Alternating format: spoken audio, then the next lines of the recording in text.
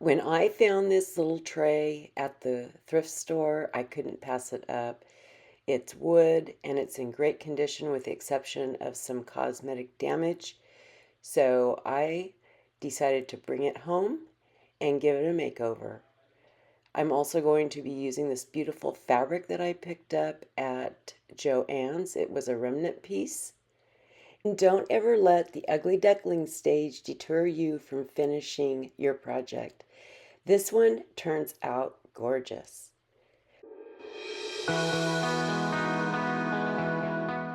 Welcome to my channel.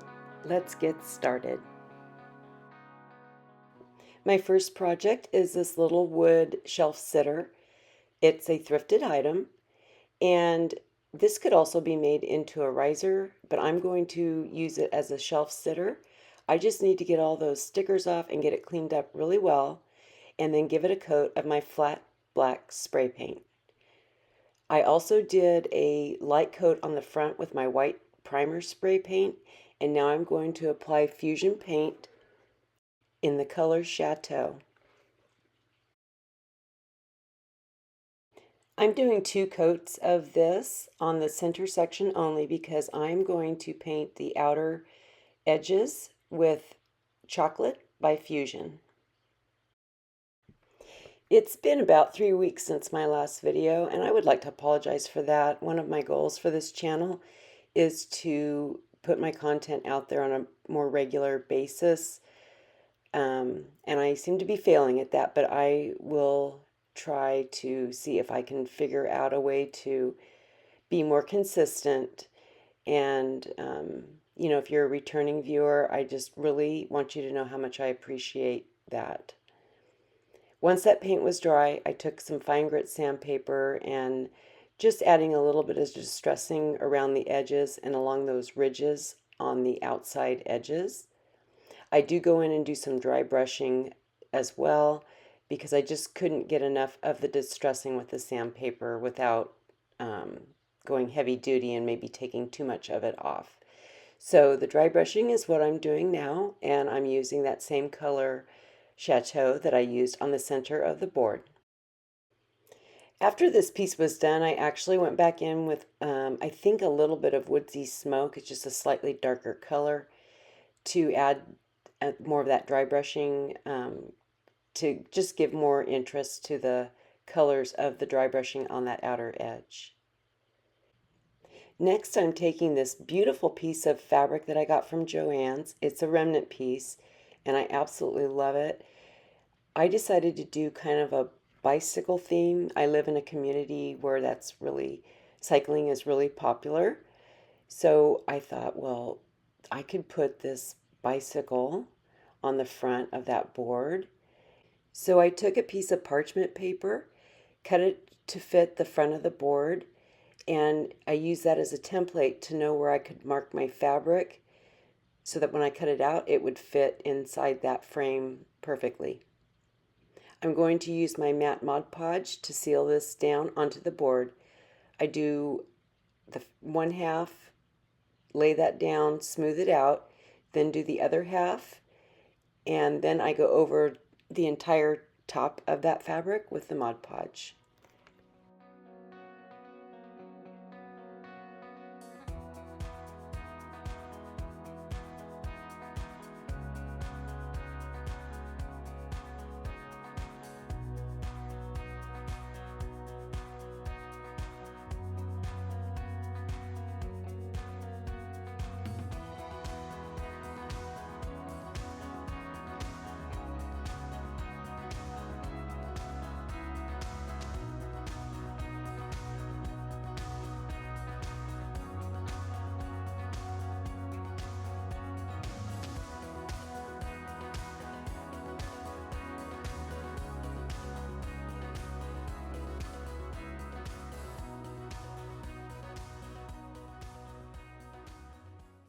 Once I had that completely covered, I just used a baby wipe to clean up any excess Mod Podge.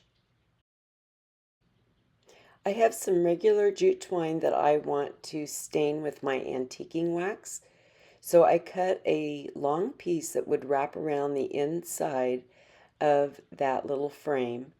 and I'm dipping that into my antiquing wax, getting it all saturated, and then I can put it out on some paper towels and wipe off the excess antiquing wax, and then I set it aside to dry.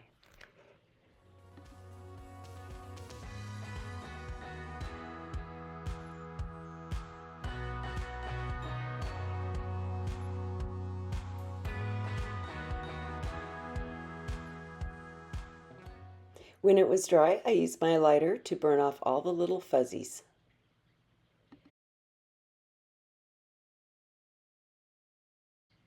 I decided to try this new craft glue that I got from Amazon to glue this down. I bought this because it has the nice fine tip point, but for some reason this one had rust coming out when I first started to glue it, and so I opened it up to see what was going on with it, and the only thing I can figure is because it has like a pin that's stuck in the top to keep it from clogging, and for some reason that got rusted, or maybe it was rusted before it got put into the bottle. I don't know, because that's the way it came. But I was able to, here's where I'm going to show you that. See that rust right there around there? So what I had to do was just clean all that out, because it wasn't throughout all the glue. It was just on the top, but you can see there's the little rust stain that it made in that corner. But I'm going to cover that up, and once I got that cleaned out around the top of the glue bottle, then it was fine. I didn't get any more rust, and this glue actually sticks really well.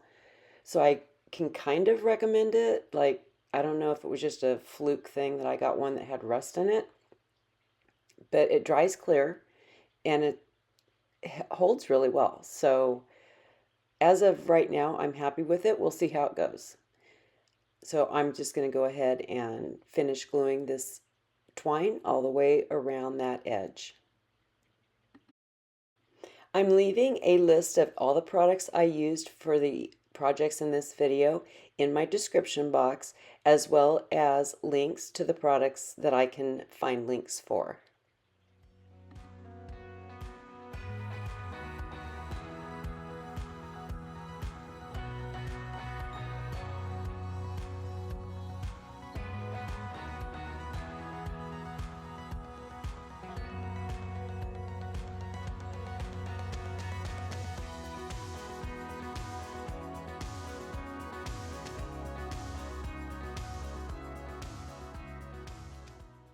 This is a piece of ephemera from the Tim Holtz number strips ephemera pack. I'm going to go around the edges with my Vintage Photo Distress Oxide to age that up a little bit, and then I will glue it down in that left-hand corner to cover up that little rust stain.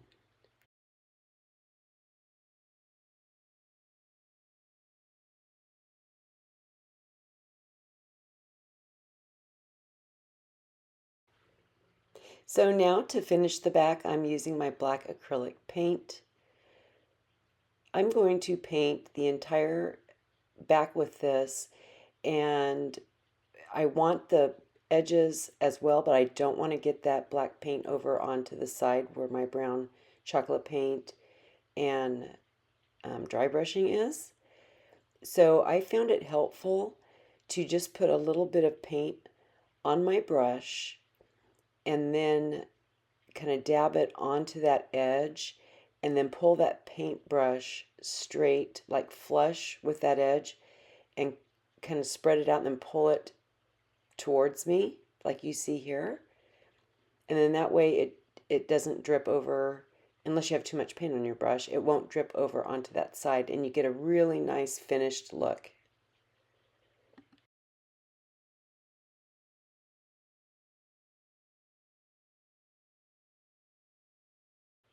That will be the last step for this one. Let me know what you think of this very simple makeover on this little shelf sitter.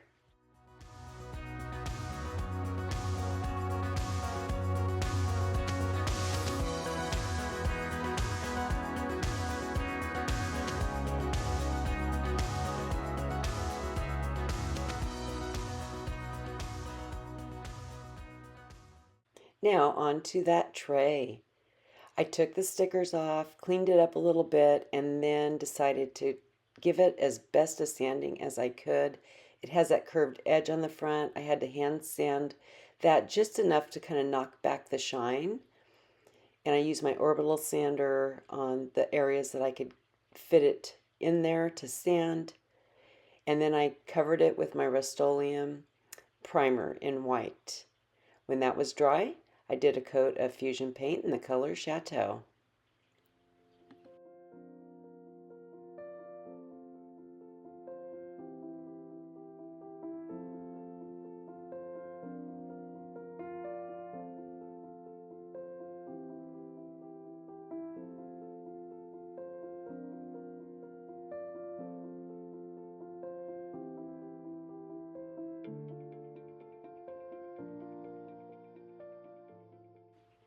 Now for the edge of the tray, I'm using IOD's Trimmings 1 mold and my IOD air dry clay. I dust that with cornstarch, and I'm using the pattern that has, well, you'll see it. It's the one, it fits in that little curved section on that edge of the tray. And I thought it would go with it since I'm kind of doing a bicycle thing. It's got little circles, a little circle design. Anyway, I made two of these up to get started gluing this to see how it goes. I didn't want to make them all up, and I don't know. I just thought I would just make them as I go. I'm using Type Bond wood glue to attach these, and these molds are meant to hook together. As long as you hook them together the right way on one part. I had it backwards, so then I had to take it off and turn it around, and so you kind of want to pre-plan a little bit so you know it's going the right way. I get that on there and then wipe off the excess glue.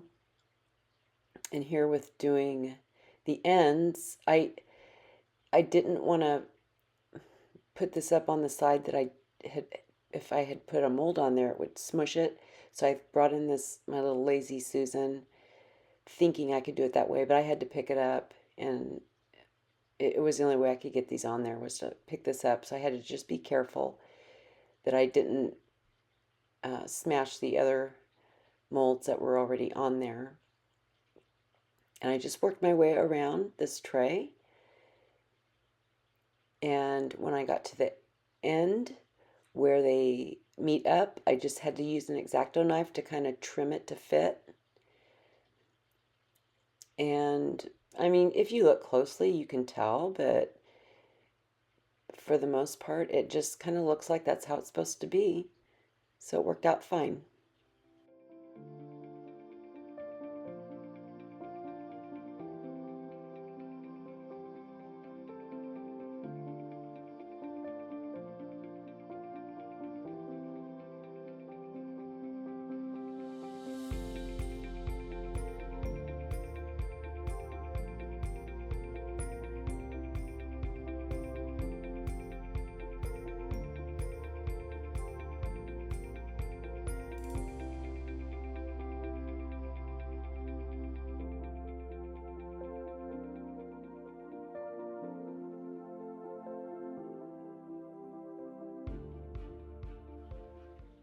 As soon as I had those all glued on, I went ahead and just started with the Fusion Chateau paint. I didn't want to wait for it to dry. I know I'm going to get some separation between those pieces and possibly some cracking, so I wanted to get that paint on there right away as it helps to minimize it. Then once everything was dry and set up, I'm using my Kindest Regards stamp from IOD and Timber Brown Stays on ink. I'm going to just ink up sections of this at a time to put into the center of that tray.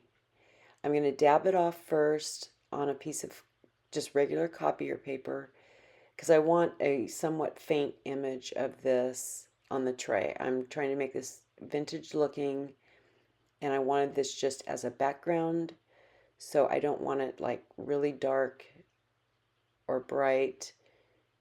or even complete. I want it to look old and worn.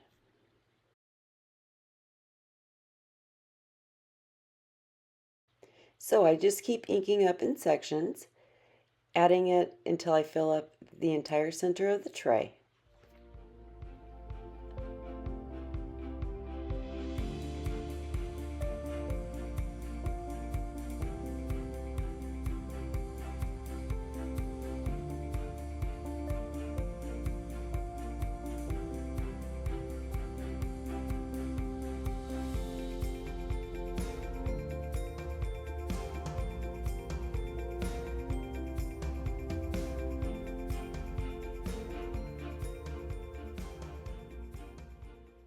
When it was dry, I used some fine grit sandpaper to add even a little more distressing to it.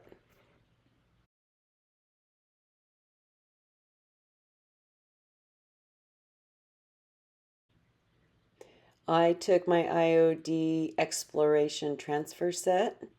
I think I've only used one transfer out of this so far, so I couldn't resist. I gotta use the bicycles. I cut those out and then trimmed them down a little bit more so that when I laid them out on my tray, I could see well enough to, you know how like they kind of overlap a little bit when you lay them out. So I just want to make sure I was getting the position right. So I trimmed them back pretty close to the image. And then starting with the biggest one in the middle, I'm using my transfer tool to get this transferred on there. And once all of that is on the tray, I take that carrier sheet and use it to burnish the transfer. Then I just repeat that process with the other two.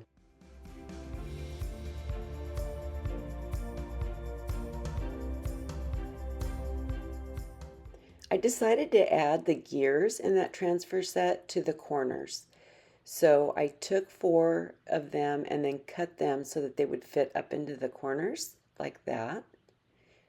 And then I will just apply those with the transfer tool like I did the bicycles.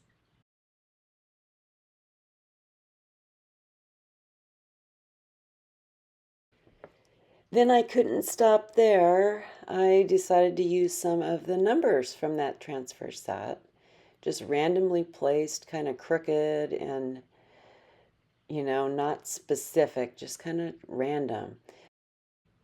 I'm still on the fence as to whether or not I like this addition to this piece. I felt like it kind of helped fill things in a little bit, but then I thought, maybe it's too much. I don't know. Let me know what you think.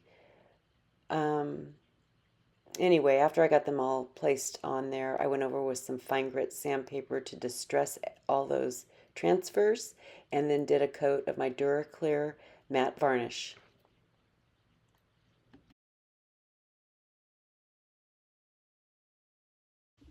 When that was dry, I'm taking my one-step Crackle and I'm going to apply this with a nice wide brush. I know that you don't want to overwork this Crackle, so I am trying very hard to make sure that I just do one stroke, maybe a little bit more, like right there, just so that I get as much coverage as I can. But I did have to come back on the other side because I could not get that down in on that opposite side, going the other direction. But I did try to make sure that I just met up with that original line of Crackle so that I wasn't going back and forth over it and overworking it. I did get better results this time than I have in the past, but it still wasn't completely crackled. So anyway, I just might have to try a different product. When that dried, I used Dixie Belle's Van Dyke Brown Glaze to go over all the crackled areas. I'm going to brush this on and then wipe it back. I start with just a dry cloth, and then I came in with a baby wipe to pick up a little bit more of that glaze. Then I went ahead and decided to do the entire tray this way. So I'm going to go ahead and apply that onto the outside over the molds, or the castings rather, and I'm going to do this on the bottom of the tray as well.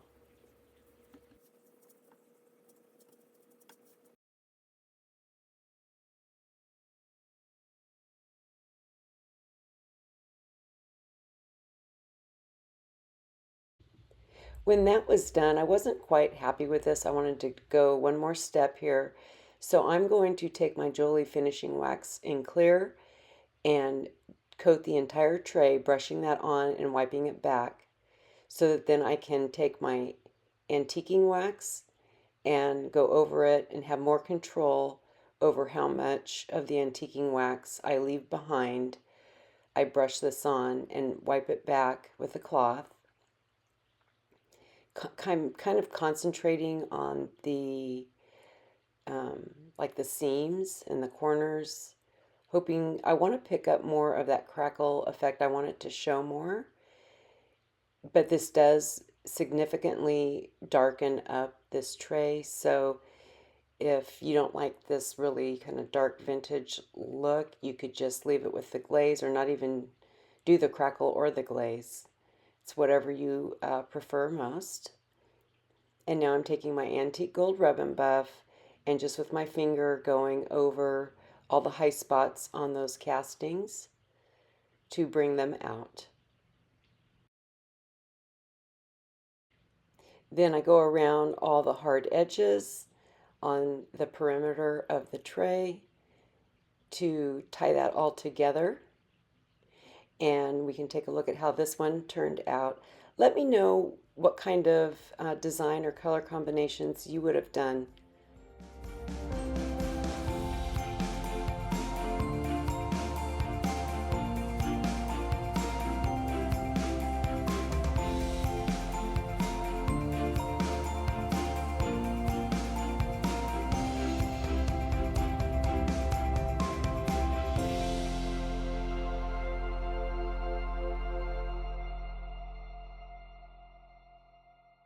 For this project, I'm using a book box that I picked up from Michael's on clearance.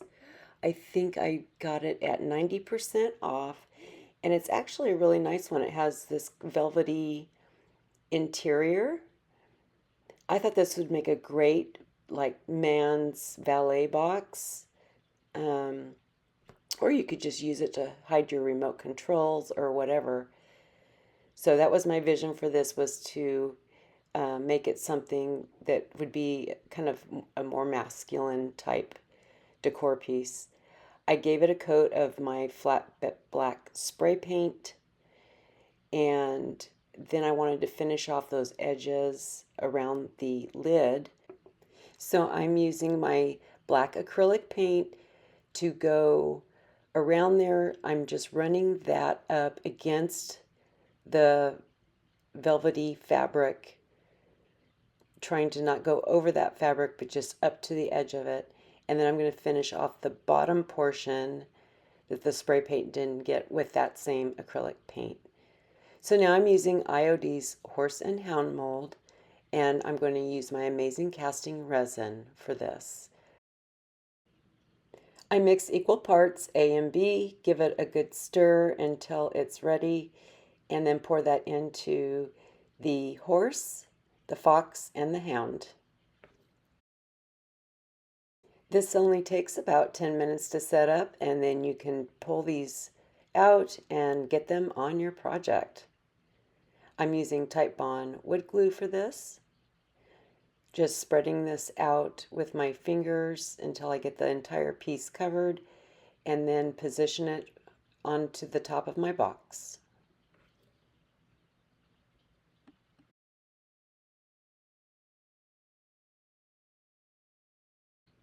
I'm using a small paintbrush to remove any of the excess glue around the edges. Then I will repeat this with the other two pieces.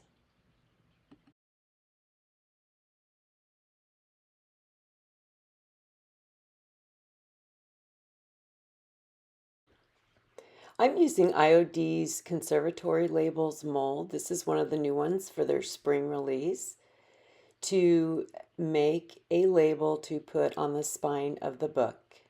I'm using my IOD air dry clay for this. And I will attach it to the spine of the book with the same Titebond wood glue. I'm using my ruler just to help me get this as centered as I can. I did not trust my eye with this one. And once I have that in place, I am going to go ahead and cover all these castings with my black acrylic paint.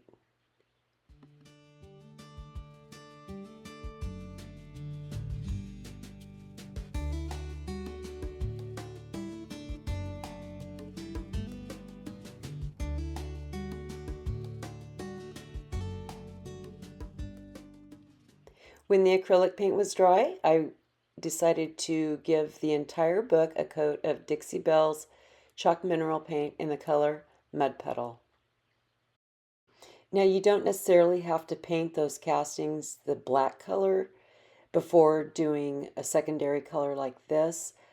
I just prefer to have everything the same color so I know I get a uniform result with the next layer of paint that I'm doing as my kind of like my base coat color for this particular project.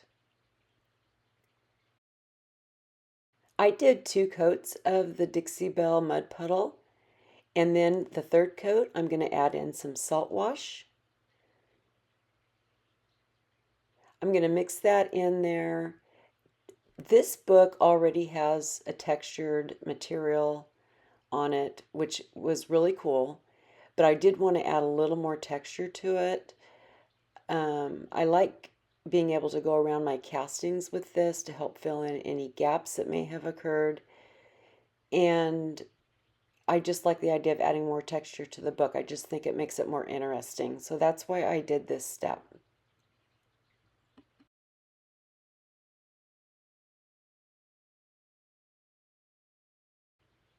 When that was dry, I gave it a coat of my Duraclear matte varnish sealer.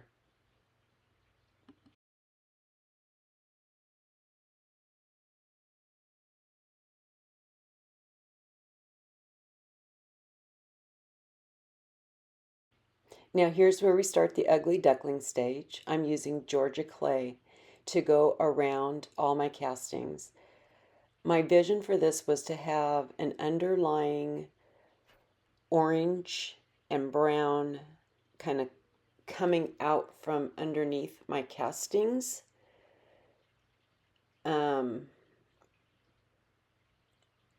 It's really hard to explain, the vision in my head. But when I started applying this, I thought, oh no, what have I done? It's like, God, this looks horrible. Um, so then I'm taking this burnt umber, I believe. Yeah, traditional burnt umber. So now I'm just, I told myself, you got to trust the process. Just go with the next step, see how it turns out. So now I'm adding that on top of the orange, but I'm not completely covering the orange. And then I take a sponge dauber and add it over the umber over my castings. And as you can see, like on the horse, especially there, I did some of that orange on the actual castings just so that there might be a hint of that poking through if I so desired to have that. So I sponge that burnt umber on there and on the base of the book. And now I'm mixing the burnt umber with linen to make a lighter shade to apply over the book and like not completely covering, like mostly covering, but not completely covering those colors underneath. I hope that makes sense.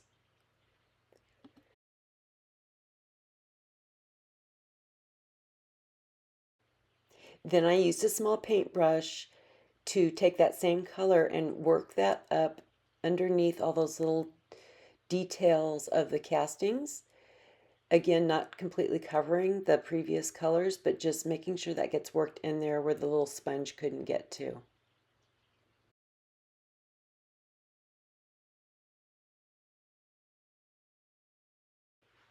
Next, I'm taking a color called Barnwood, and I'm going to repeat the same process. I'm going to sponge this on over the entire book and over those castings.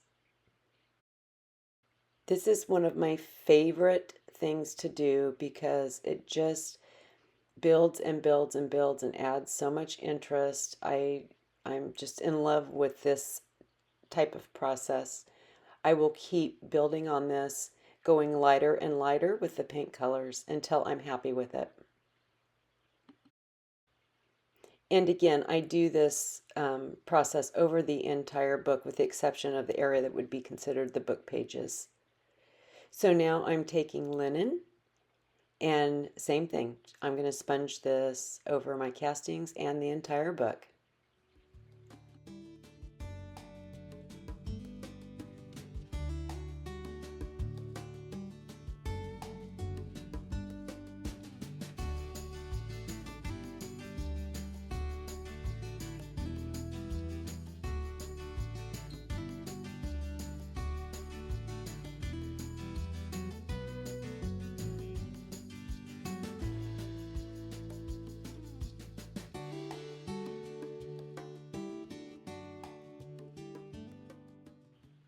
And now I'm going to mix linen with white. This mixture is about a half and half. And after this, I go in and make it even more white. I do like a third of linen to 2/3 white. So I can just keep adding another layer of lighter and lighter shades of these same colors.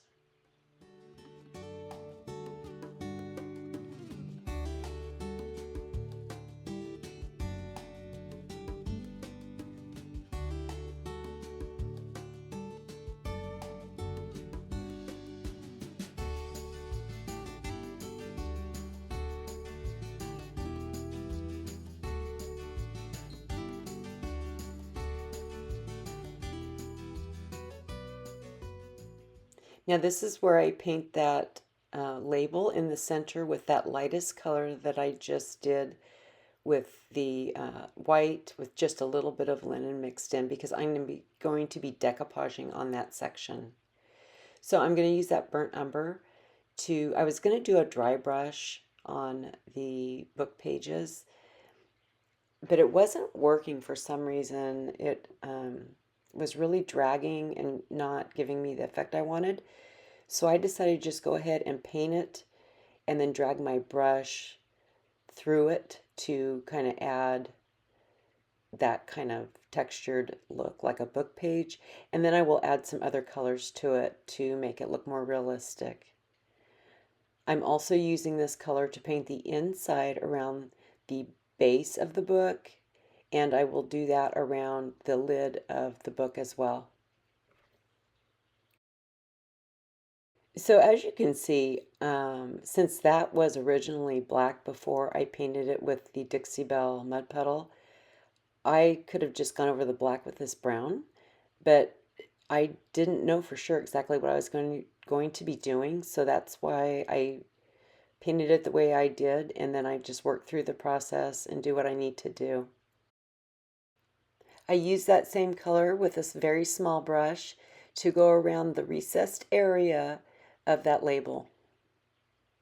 And here I'm just taking the plain white and very, very lightly going over my castings with it.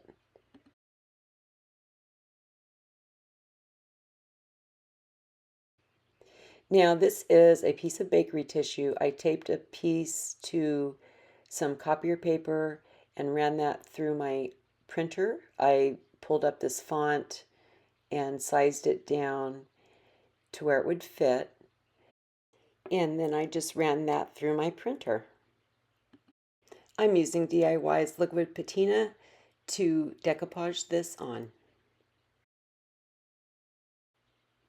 And I forgot to mention that I tore the edges of that so it would have kind of a more natural blending effect.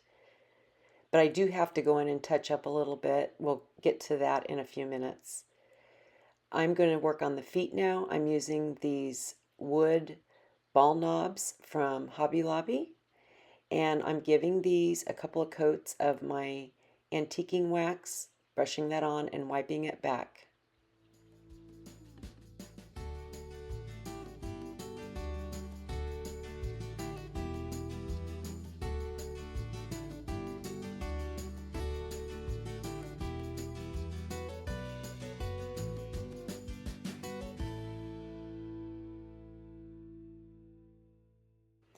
Okay, so now back to this label. Normally this would be completely transparent. I've used bakery tissue many times.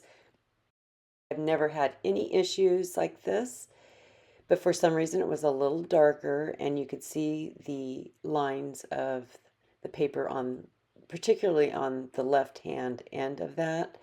So I'm just taking that same mixture of color that I had originally painted the background with, and with a small brush, I am going in and kind of feathering that paint in up and around those letters or the words as close as I can without, interfering. And that just helped blend it out a lot more. So now with my burnt umber, I'm taking a sponge dauber and going around all those edges. This effect really helps achieve that aged and vintage look, because you can still see it a little bit from the front and the back. You don't have to look straight at those ends of the book to see it. It kind of gently blends over onto the front and back of the book. Now I'm taking my Spanish copper rub and buff, and I'm just going to very lightly highlight that conservatory label on the spine of the book, just to add a little something to it. So now I'm going to finish up those book pages. I'm using linen and doing some dry brushing, offloading most of the paint from my brush onto, and then painting that onto those faux book pages. And it wasn't going easy with this color either. I don't know what the problem was with this one. I brought out my little fan brush, that helped, but I just didn't get the result that I normally get when I dry brush. I don't know what the problem was, but I'm always up to a challenge. So here I'm adding Woodsey Smoke just to bring in a little bit darker of a color as opposed to just the light color. And now back to the feet. I'm adding white wax, just rubbing this on with my fingers and then wiping it off with a cloth. Of course, this is not a necessary step, it's personal preference. I just thought this would give it a more aged look.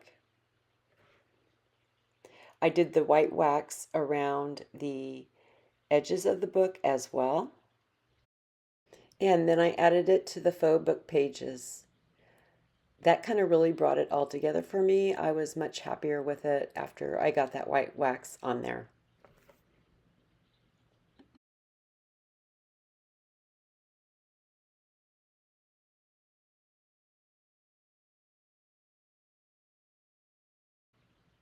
So now to glue on our feet, I'm using E6000, and I used little popsicle sticks to give me a guide as to where to put these.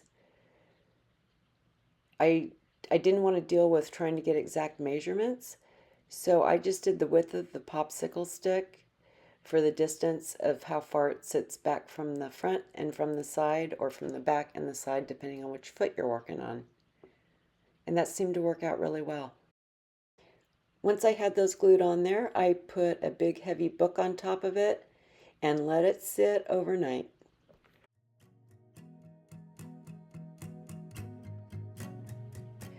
Once that glue was completely set up, this project was complete, and here's how it turned out.